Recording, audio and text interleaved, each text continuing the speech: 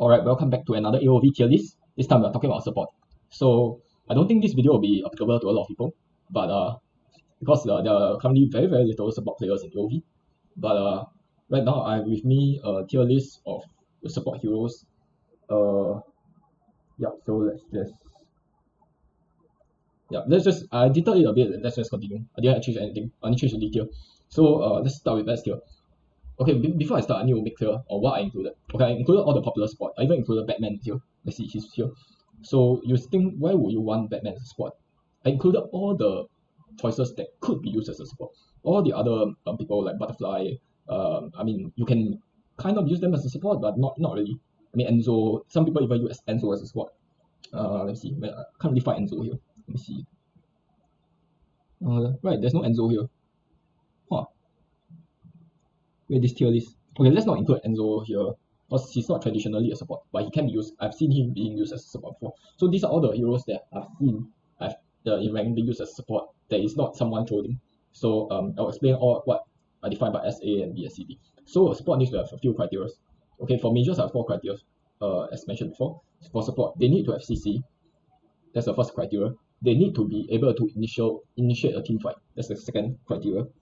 They need to be able to give vision. So that means that they need to have a movement ability, because if they're found by the enemy, they need to be able to get away, or they have a damage reduction ability, or they have a CC immune ability. So when they scout, they will not be easily just bursted down. Okay, and the fourth one is they need to be able to protect the carry. Some of them might be able to dive the backline. They might be able to dive the backline, kill the enemy carry, in conjunction with the assassin, or they must be able to protect the carry on the team. So those are the 4 criteria. Let's just go over these heroes now that I've laid out my 4 criteria. Wait, S means they have all these criteria except maybe one. A means they do a few things well, but they have some counters. B means they have 2 fatal flaws. They have 2 of these criteria lacking. C is basically the same as B, mostly the same as B. And D is unplayable, completely unplayable. So I have 3 heroes here. I'll explain why they're unplayable. Actually, I'll explain D now, so that I don't have to explain D later on. I did not explain D in my mage tier list, so I don't think I'll explain it here either. And okay, so why is Gilder bad? Okay, wait. Actually, I'm not even going to go through D. All these heroes, I've never seen them in Conqueror since Conqueror. I've never seen them being used in rank. Yeah, since Conqueror. So that just shows you how bad they are. But again, there are some heroes in here that I've never seen before, like Yemen, rarely seen, not never seen. So I will explain why. Because Gilder's CC is very unreliable. He's also very not tanky. He's very not tanky. He's usually built AP, but with AP he also does very little damage output. So cannot CC reliably because he has such a his ability his animation on his ability is ridiculously long. And Omega also, his animations are ridiculously long. There's a long pause before he uses his ability, so it's not easy for him to be able to CC somebody. Pena or Pura on some server, as some server calls it, she can defend the marksman pretty well. Let me see. Her skill also increase the attack speed of the marksman actually, but her cooldown of first ability is 20 seconds at the start of the game. Can you believe that? 20 seconds. And she also can't roam and give vision. Her only job is to carry the marksman. So you're heavily reliant on marksman. If your marksman is bad, then you'll lose the game because she can't give vision, meaning our mid laner has to roam by himself. So her only job is to follow the marksman and pressure the lane. But if the enemy marksman know how to play and clear the lane, just focus on clearing the lane. Does not need to be aggressive. Just clear the lane, and the enemy jungler can just take over the rest of the map. So that's why she's bad. If the marksman is good, maybe she can go to B tier, as high up to B tier as possible. But I'll put him in D tier for now in solo queue. Okay, so I only play solo queue, by the way. I don't know about duo queue. I kind of know about duo queue, but I don't know about trio queue and 5v5. So not sure about how her use there is, but I know that for solo queue I've rarely ever seen her. Okay, even from master onwards. Okay, so Changna.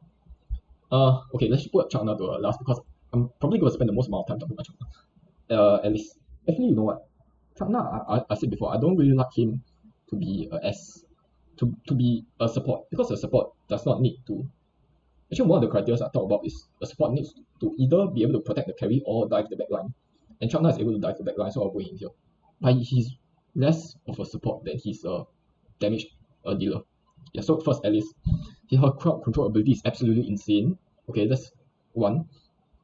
She's able to provide movement speed and shield for allies, that's 2. her slows, the what do you call it? The crowd control ability on her is insane, because usually you build the Frost one or something, Frozen Frosties on her, and her skill slows the enemy, and her ults also slow the enemy, so they'll be insanely slow. Yep.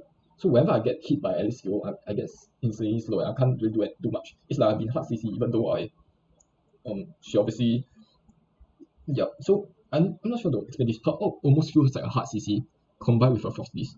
Although it's not a hard CC, but I'm just like stuck in place because I can't press any abilities, right? It's a 1 second silence, and it's like I got no like 80% slow or something. So I can't get away. And Victor. So I've explained that she can protect the backline well. She have a stun. She has her ult is really good because it can slow by a lot, and also it provides damage. Lowers their magic resistance. So it's very easy for AOE mage to burst them down immediately after at least CC them. So she can initiate a fight really well if she gets her ultimate out. And she can help the team disengage really well using her second skill. And she can harass quite well with her first ability, which makes her all around good pick. Also, she can give vision, although it's quite dangerous to do so. She's not good at giving vision as compared to some other of the melee tanks. But because of her second ability, which gives her movement speed, her shield, and also so whenever Alice uses an ability, she gets movement speed, right? And her second ability also gives movement speed, so it's like movement speed on movement speed. And together with her first ability, she can also stun the enemy, right? That two skills together let her be able to roam around quite easily. And if worst come to worst, she can just cast her out, and that will 100% allow her to get away effectively. She can just cast her out on herself. Yeah, if worst comes to worst, and the enemy won't be able to do anything, and she'll be able to run away. So she's basically ungankable if she has an ultimate. Ultimate cooldown is very low, so yeah, her ultimate is like fail safe. Even if she can't escape, even if you don't have an ultimate, she still have a first and second ability, which completely allows her to get away. So she's also good at giving vision, and all around her, just I would say the best, not really the best, either the best or the second best support currently in this meta. Victor, I would say that he's also either the first or the second. He's currently with Alice up there with Alice. He has a ton of CC because when he's in the bush, his first skill knocks the enemy out twice, and he can also give vision to the map. He's extremely mobile. He can give a ton of vision.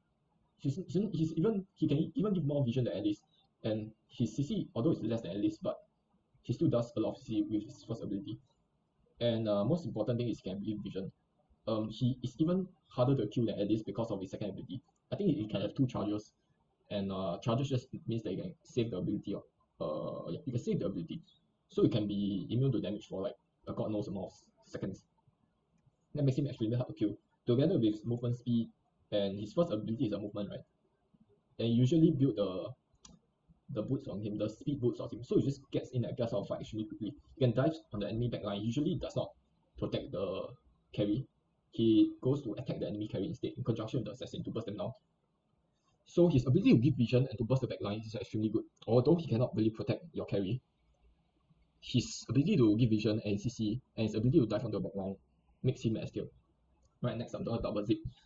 Zeke can protect the carry. He cannot dive the backline obviously, but he can protect the carry. Okay, at least can initiate a fight. Victor, I don't think he can initiate a team fight. He can dive onto the backline, but not initiate a fight. He needs to go in and get out with him, right? Because yeah, he does not deal like consistent damage, especially as a support. So he needs to get in and get out because he's not tanky after his charges end, right? Because he can't stay in the team fight. He needs to get in and get out immediately. Zeke on the other hand is a melee tank, right? So he can stay more in the fight, and he's more focused on protecting the enemy carry. Not the enemy carry, the carry on your side. He does not have a lot of CC compared with Alice and this guy, but he gives a large amount of shield. His second ability just gives so much shield when he sucks the ally out. If you attack Zeke, when he spits the ally out again, the ally gains shield according to 40% of what damage he took, right? So combined with his tank items, he can gain an insane amount of shield, your marksman. Also, your marksman can use him to traverse across the map very easily. He's able to let your carry just go across the map very easily, and he can just disengage carry or even your entire team from dangerous situations. So the ability to disengage, the ability to provide a bit of CC, the ability to shield the backline makes him S tier. Yeah. So next I'll talk about wait, what's his name? Yabnev. I'm almost calling Lebenev, but Yabnev. That's a weird name. I don't know how to pronounce it, but I'll just call him Yaberneth for now. He has just not been picked a lot. I don't know why. He's extremely tanky. He tower dives extremely well. He can't really protect your carry. He's more of like the initiate a fight. He's very good at initiating a fight and diving the backline. And he provides a lot of CC, right? So the good thing about him is he can initiate fight and dive, and he can have a lot of CC. He also can provide a ton of vision because he's insanely tanky. And he has a movement ability, right? Sort of, not really, but has a movement ability. He has 5 charges. He has the Redwood Rush. If he has the Redwood Rush, then he can go out and scout vision. If he doesn't, then he don't have any mobility and relies on his ultimate. But he's also very tanky. His base stats are very tanky. And yeah, so I would say that he can provide vision just because even without his ultimate, even without Redwood Rush, he will still be able to provide a lot of vision because he's just so tanky, right? Yeah, he's one of the most tanky heroes in the game. So just by that fact alone, he can provide a lot of vision. So those 3 points allow him to be in S tier. Okay, I would say that it's even more tanky than Dane with his passive on in his ultimate. So when Yaberneth is ultimate, right, you don't really see Yaberneth around. So it's understandable that most of you won't understand skill. But basically when Yaberneth is in his tree form, he gains an insane amount of life regen for every hero he hits with his seed. So when it outs, he basically forms a AOE around him, and you use the joystick to control the direction where your attacks land in. So your attacks just fall down like meteorites, right? And they land on the enemy. And for each seed you land on the enemy, you get regen up to 2% of your max health, not your current health, but max health. And together with the regen and the Gaia standard, it can just heal him up to max, like insanely quickly. And he will be able to tank the tower, yeah, a lot of shots by the tower. So it's very good for attacking the high ground. And just a very good solid tank in general.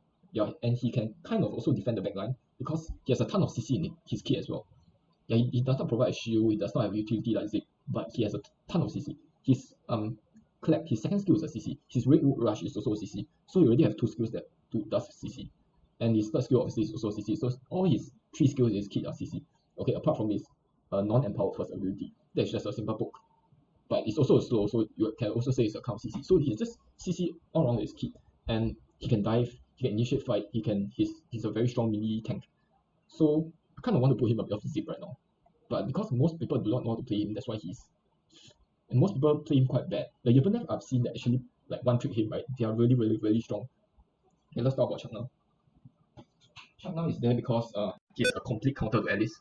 When the enemy chooses Alice and you choose a Chuck now, the Alice immediately falls down to A tier, falls down 1 tier. Because Chuck Na's ultimate perfectly counters Alice's ultimate. Also, Chuck Na is just deals a ton of damage. His immunity to CC lasts for 3 seconds with ults, which allows him to dive onto a backline. And I'm not sure if I said this before, but his S2, even with support items, does half of the carries of the squishy's health with 4 stacks. Half. And his cooldown with 40% cooldown reduction. You can get that quite easily with Devil's Awakening. You always build Devil Awakening on him. So it's like let's see. You need 20%, right? Plus the Devil's Awakening to make 40%. Together with his ultimate, which cuts the cooldown by half, it causes his skill to be S2 to be less than 1 second. It's less than 1 second for cast, and it does half the HP bar of a squishy. Can you imagine that? With the same amount of gold. So you can literally 1v5. He can dive on the backline. Usually for the Arcana, I build a bit of the roaming Arcana. I'm not sure what it's called. The HP and movement speed Arcana, and a bit of magic life steal as well. So whenever I kill an enemy, whenever I use the AOE ability, damage ability, I get some life steal back. So together with his ultimate provides damage reduction, right? And his S2 also provides damage reduction. Now this is something I don't know, but his S2 actually stacks. His S1 actually stacks as well. The damage reduction bonus of it stacks. Together with his ultimate, right, it creates he's not very tanky alone. His base stats are not as tanky as Yaberneth. Still one of the more tankier heroes, but I don't usually build him full tank. I build kind of a lot of damage on him. But even with those damage items on, he soaks up a lot of damage just because of the life steal, and also because of those damage reduction that I mentioned. So it's kind of insane. To show you more details on this, you can check out my future video. I'm going to release some videos on Chuck now. I'm currently a server batch up now, so I do know how to play this guy. And he's really uncounterable at this point. The only thing you can do when he's ultimate is to run away from him. That's the only thing you can do. And it's quite hard to run away from him because he has slow as well. I usually run days on him to add another CC. Because you kind of don't really need more spells. Most people tend to run execute on him, but that's not really what I recommend. I recommend this execute on him is really bad. I'm going to explain in detail on him in a future video, but just know that he can dive onto the backline extremely easy, and he's a extremely counter for all kinds of heroes with a lot of CC. Okay, so for example, Dira. If the enemy has a Dira as a support, you pick Chuck now and you just win the game. Alright, so now go on to A tier. So A Melaka. Alright, you must have seen a lot of Melaka in your games by now. Every game I've seen has a Melaka. Right, so Melaka, why is he so good? He's extremely tanky. He, like Changna, he even with full tank build, with usually even the support Melaka tend to build one attack item, which is the Fenrir's Tooth. But even with one Fenrir's Tooth, he just does a ton of damage. His Arcana will be cooldown Arcana because he does not need any penetration and does true damage.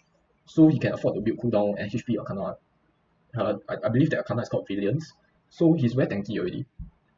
He has a his ultimate is a hard CC, but it's quite hard to land, so it requires your mage to CC the enemy first. So it's best if the mage has a CC ability, which he can follow up with his ultimate.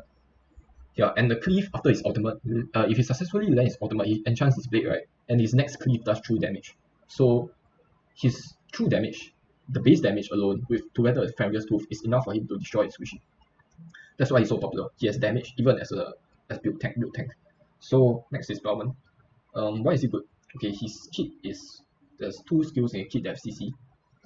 His ultimate does a lot of CC, I would say. Although it can be bad in situations if you don't time it well. But a good Bellman will, I mean, your ultimate, I would say, is not to really wrap up the enemy. I would say it's to zone out the enemy, because you can really split a team fight into two thanks to his ultimate. Yeah, so your ultimate is either used to block the escape path of the enemy carry, or used to zone out the enemy carry so that they're separated from the fight. They can't really, the front line can't really reach the enemy carry, right? It's separated by this huge freaking wall thing, and the assassin can just dive in on the backline very easily, the enemy backline, and their front line will be attacked by your marksman or whatever. So he's very good at like interrupting fights. He's also very good at initiating fights, because when you successfully like enclose the enemy carry, it's very, you already know where the enemy carry is going to appear like 4 seconds later. All your guys will be like at the spot already, trying to pick off the enemy carry where they come out, right? So if you just successfully land your ultimate, which isn't really hard to do because it's such a huge freaking area, then you'll be able to eliminate the enemy. Once you eliminate 2 of the enemy teams, you basically wipe their team out. So it's not very hard to land his ultimate, because although it takes some time to cast, it covers such a huge area. So it's for the enemy, it cannot be purified as well. So yeah, the enemy, it's going to be very tough for the enemy to avoid its ultimate constantly. And even if his ultimate doesn't land, it zones the enemy off in the fight, so it can be good as well. He's also good at protecting his own carry with this skill, because if the enemy comes to a marksman, just cast the ultimate onto a marksman, and yeah, the assassin will be destroyed after the marksman runs back a few steps. Yeah, so his ability to initiate fight, defend the backline.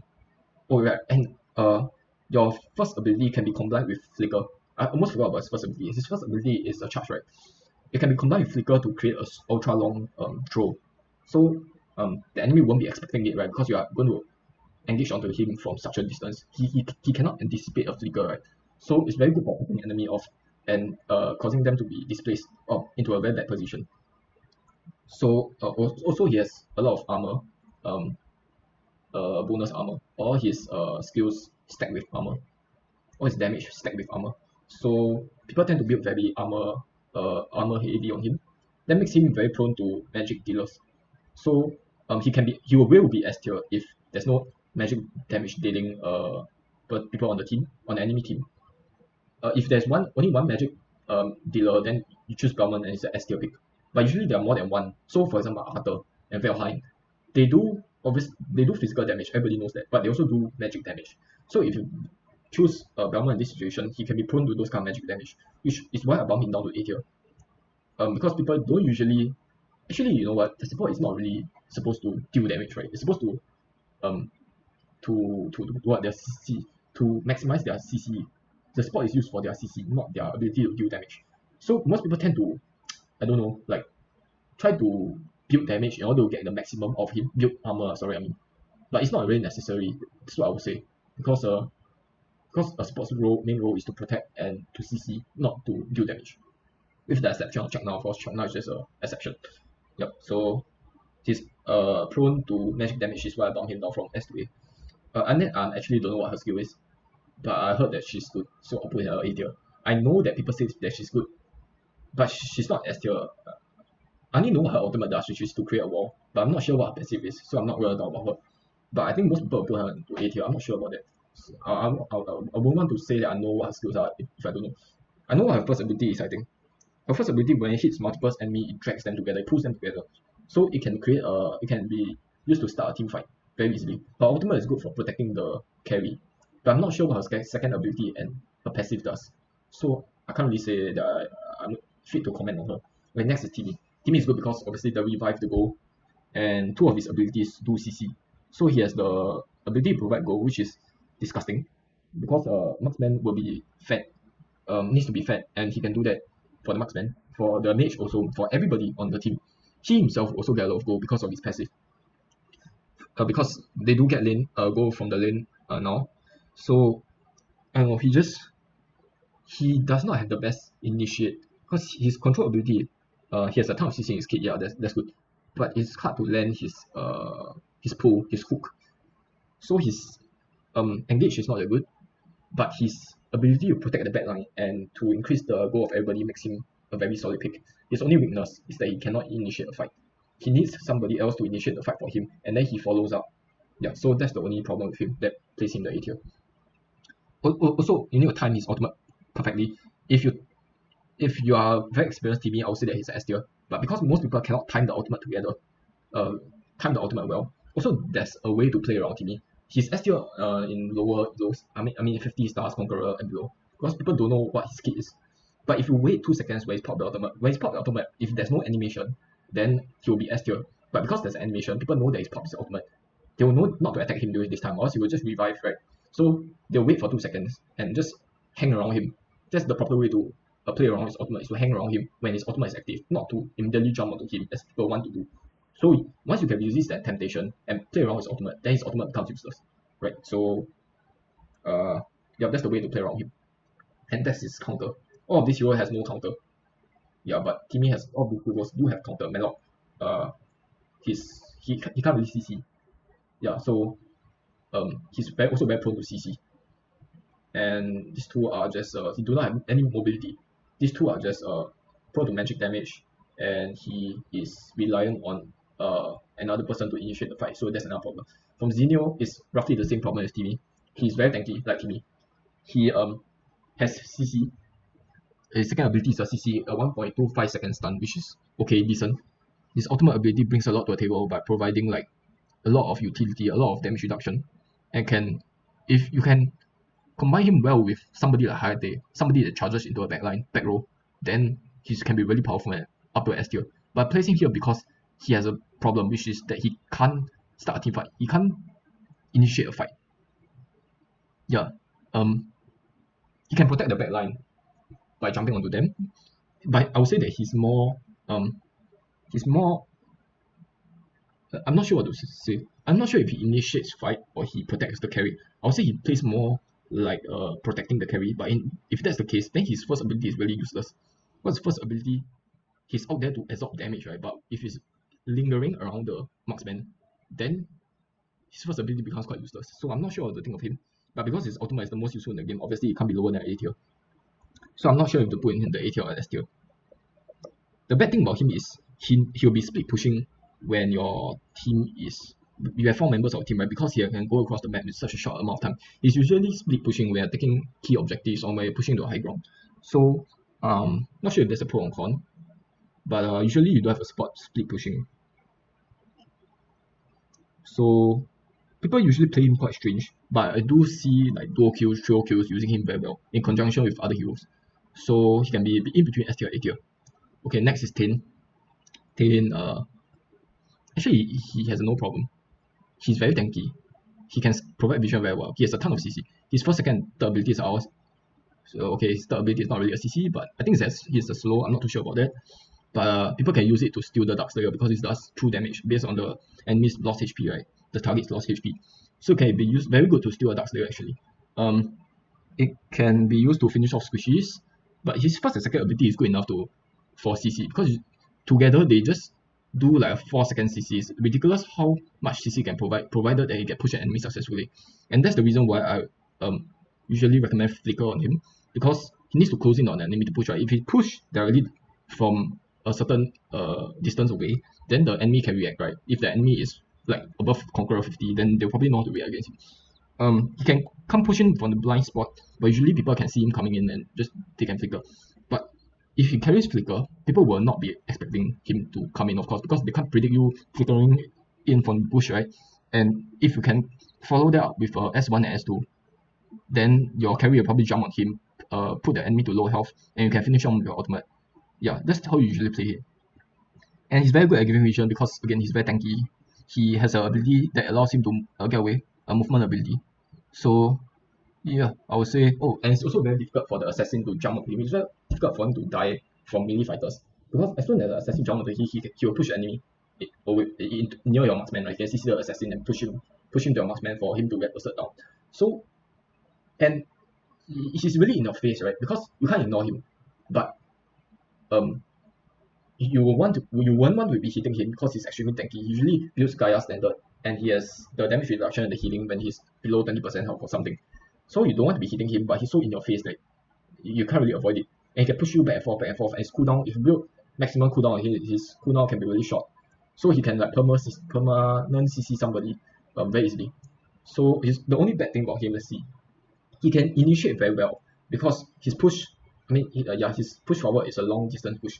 His only problem is that if he misses, then it's very awkward because he has no disengage. If he misses his push, he can't follow up with his S2, right? Because they'll be out of his range. They didn't really get pushed. The enemy's carry didn't get pushed, so he'll be sort of like left with no ability to get away. And if he's slowed down, he can be bursted down quite easily. So that's the only problem with him. He has no disengages. If you think about Zenio,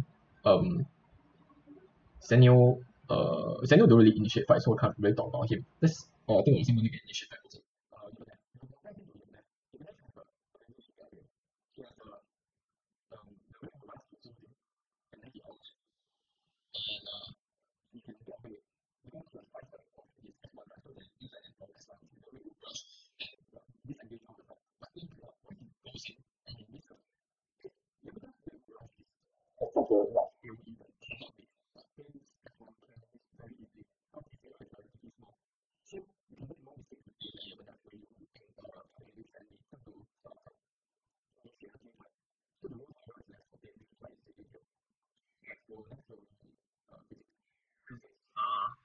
He's much less tankier than all the other tanks.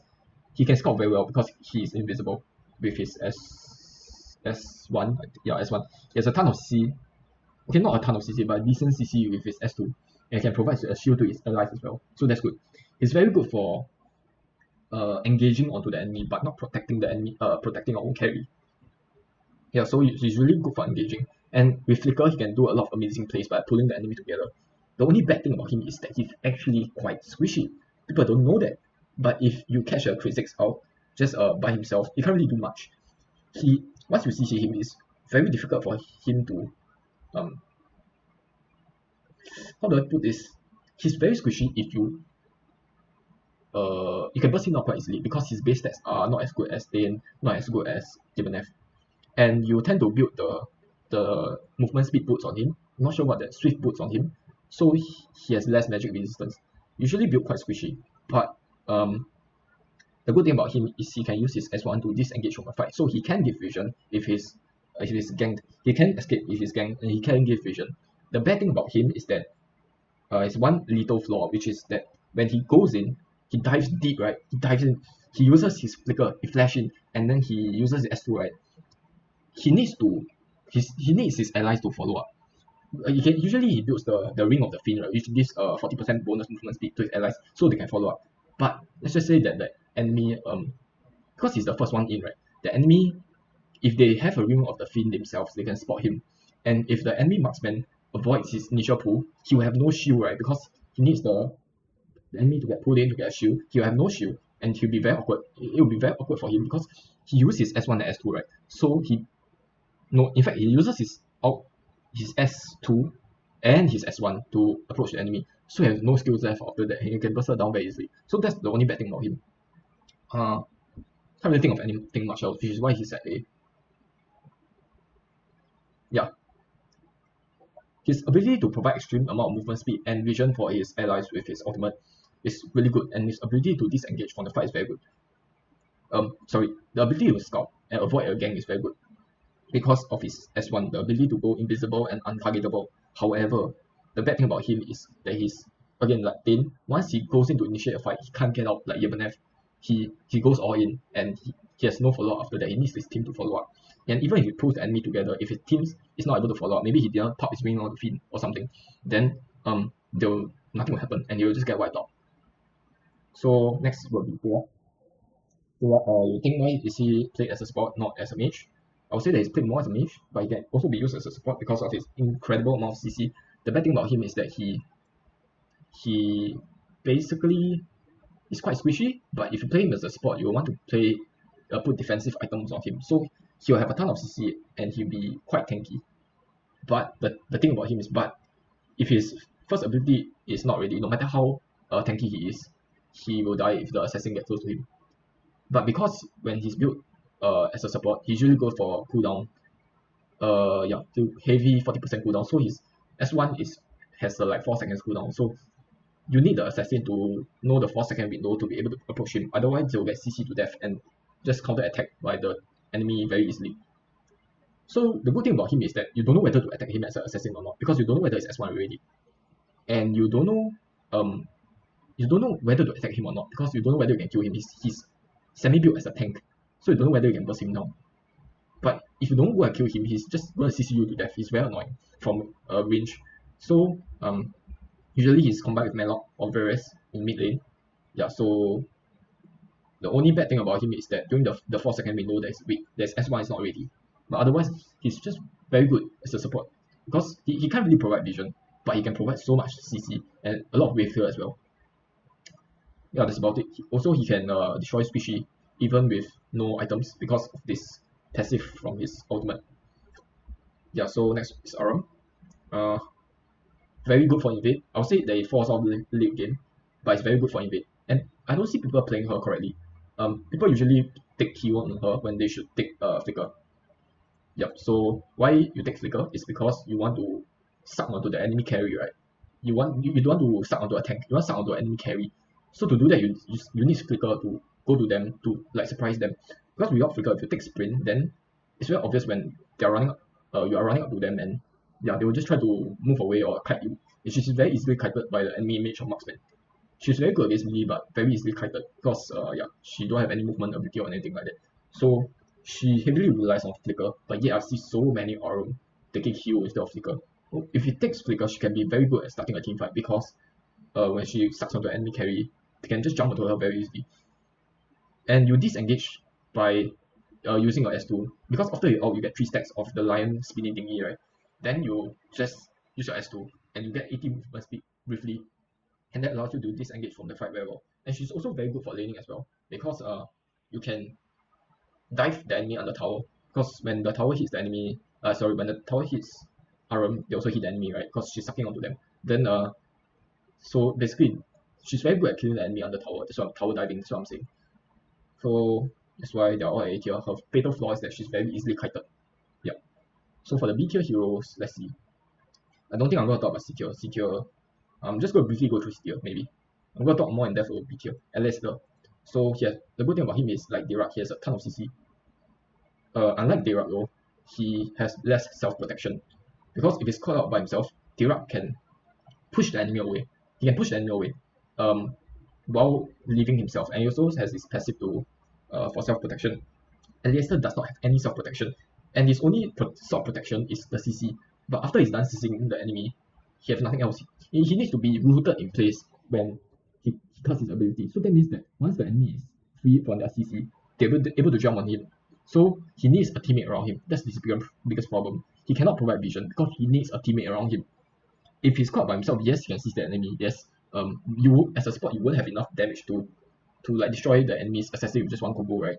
So it's going to be very awkward after you finish your combo. Like you can only run away without doing anything. If the enemy jumps on you, all you can do is auto attack and try to run away. But usually they're slow and all that. You don't have anything to like prevent them from chasing you. Yeah, so he's very bad at providing vision. All he's good at is providing a lot of CC. He's very good at protecting the back line, but he cannot initiate a fight at all. Yeah, he needs somebody to initiate the fight. All he can do is yeah, protect the carry. That's about it. So yeah, he can't really roam, and he's only good at laning, I would say. He needs somebody around him. He needs the mid laner to be around him. He typically clears the mid with the mid laner and roams around with him. So when they do that, he can get bumped to A tier. But because he's bad at giving vision, he needs somebody to around him. That's why he's at B tier. Wait, Tiao Chan. Let's talk about Tiao Chan. Wait, why is he here? He should be in the C tier. Okay, so I'll ignore Tiao Chan for now. For Lumber, he's very good at initiating fights because his ultimate can be used with Flicker. I just don't see Lumber Flicker outing. There's so many. It tends to be a very hot pick in the past because it's Flicker out. But I see very little people doing that right now. All the Lumbers I've seen in rank don't know how to Flicker out. So if you don't know how to Flicker out, then it drops to C because he cannot initiate fight without Flicker. The good thing about him is his passive. He can just defend the marksman without doing anything. Also, he can gives a shield.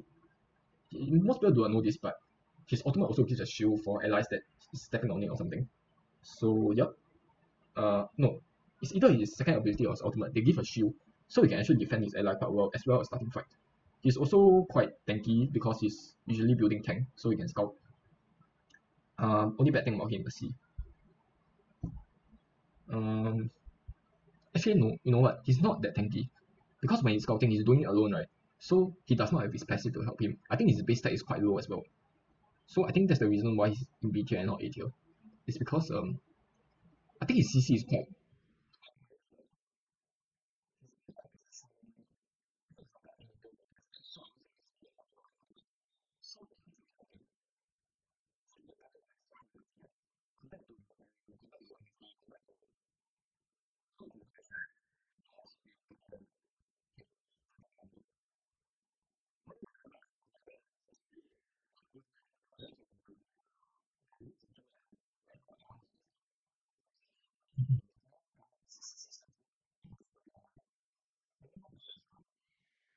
He has quite a bit of CC.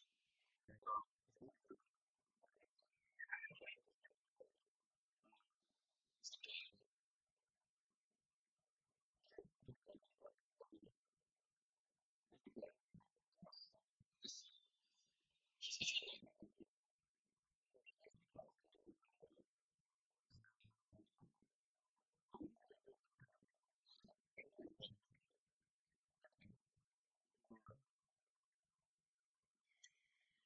he's usually good for starting fights. He's not.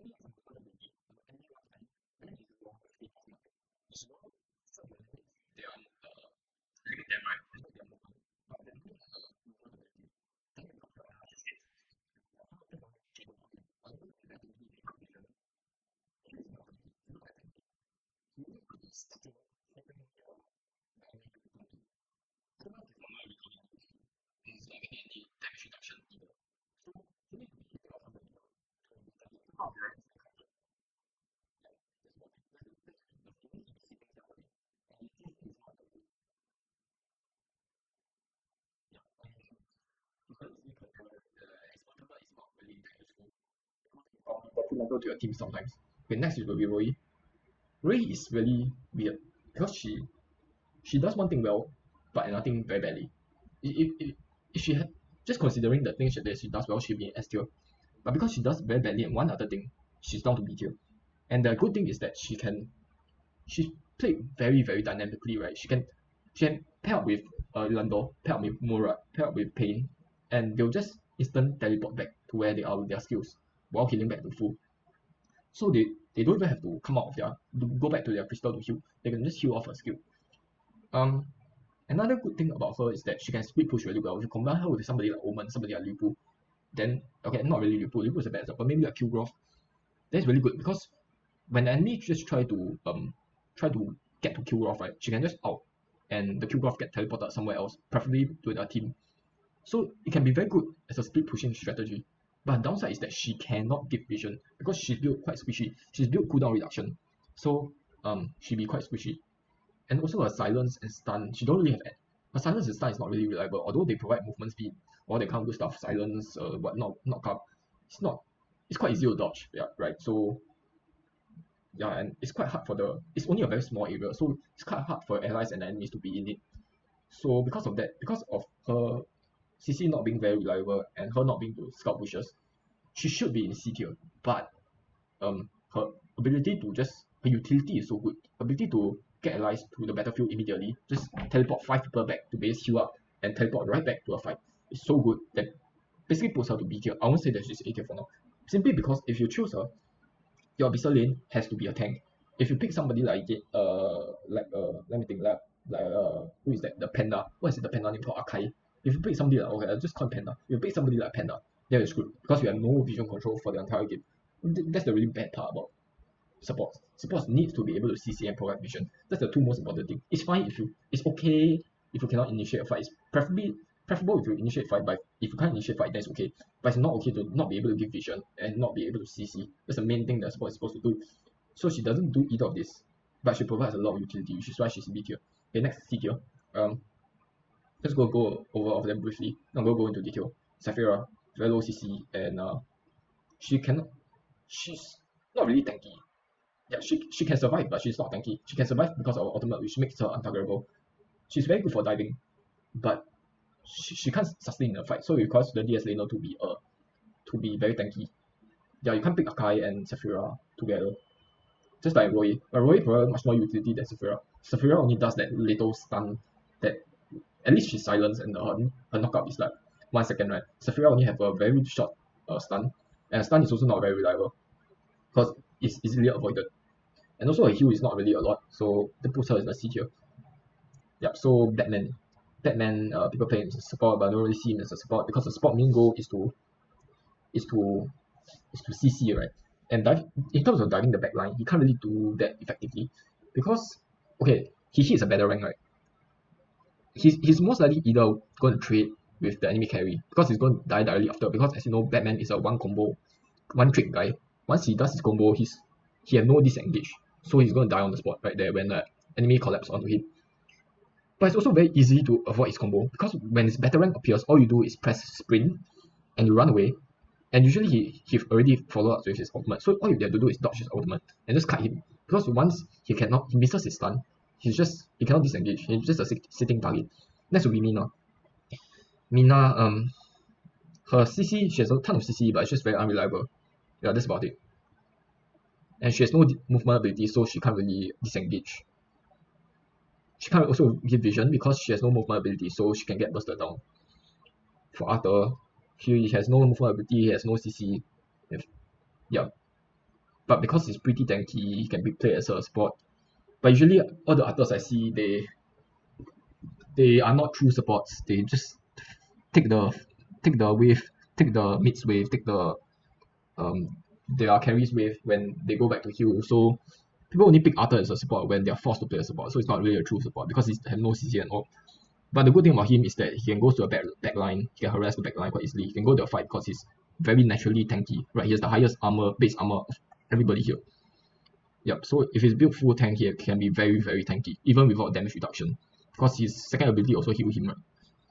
Well, Superman is just because his push is really unreliable. Because if he gets slowed, then it's over. He gets disrupted, then his charging gets disrupted, then it's over for him. So if he's up against somebody like L'Oreal, somebody that can slow, then he's basically gone. Crash just provides 2 lethal CC, and yeah, that's about it. His ultimate deals damage instead of providing utility. It's more of a dealing damage dealer than providing utility, so that's the bad thing.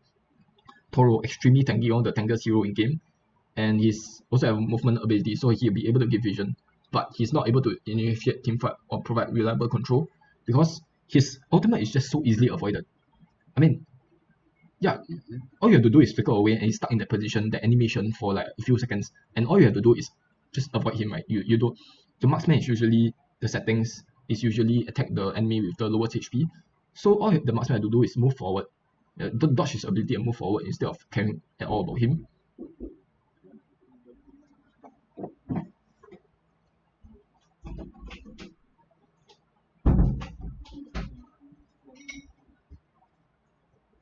And let's see, his biggest drawback is that yeah, he can't provide reliable CC. He can give vision, but he can't initiate a fight. Frankly speaking, he should be at D tier, but put him here just because he's tanky and he can give vision, and he can somewhat protect the backline, but his CC is just too unreliable. But he's one of the most tanky hero in the game, so at least he can provide vision, right? At least he can do that. Okay, Grub, he's just too unreliable. He requires his hook to hit. His kit revolves around his hook, and if he doesn't get a hook, then he's basically useless. If he doesn't have his hook or his flicker, he's useless, completely useless. With his flicker, he can at least flicker out to protect the backline. Or I rarely ever see somebody get flicker out by a Grug. Called out by a flicker out. But usually he does that to defend his own carry. And there are better guys to do that. I mean, if you're talking about this guy, Senor, yeah, protect the carry by just ulting. And Grub needs to flicker and then ultimate to get the effect. And also his CC is just too unreliable. Usually your hook, yeah, it's just too unreliable of a factor. It can be extremely good. If you hit every hook, then he can be S tier. But usually that's not the case, and that's why I'll put him at C tier. His kit revolves around his hook, and his hook is, if you know how to play against it, it's quite easy to dodge. If your reaction time is there, I would say it's hard to dodge if you are training Grug. If you practice a lot and you play Conquerors 50 stars and below, then it's easy to dodge. But above 50 stars, he will know how to predict a Grug hook. I don't really know how to say this, but unless he's in the bush. But yeah, he's in the bush and he hook, then it'll be hard to avoid it. But if he's hooking from vision, that's almost impossible for him to hit the hook. And Diao Chan next, her CC is just also unreliable. Yes, it's a 2.5 second CC, but it's very hard for you to hit in the first place. So that's a problem with her. You need somebody to CC the enemy, then she CCs the enemy. Right, then will be perfect and all, but because you need somebody to provide an initial CC, it's very bad. Also, she can't provide vision at all, because obviously she's very squishy. Frankly speaking, she should be in D tier. Yep. So that's my list, and hopefully you guys agree with it. I don't think these 4 heroes, there's any argument for these 4 heroes. Usually I see the server's best Pura and Omega. I rarely ever see a server's best Gilder. But usually these 3 tends to be, like, the server best tends to be in the master rank. And Diao Chan, I've never ever seen a server best Diao Chan. I've never ever seen somebody use Diao Chan from God knows how long ago. Yeah, so that's about it. Hopefully you guys enjoyed this commentary and look forward to the DS Laner, Shango, and the Marksman, the Abyssal Lane. So see you guys.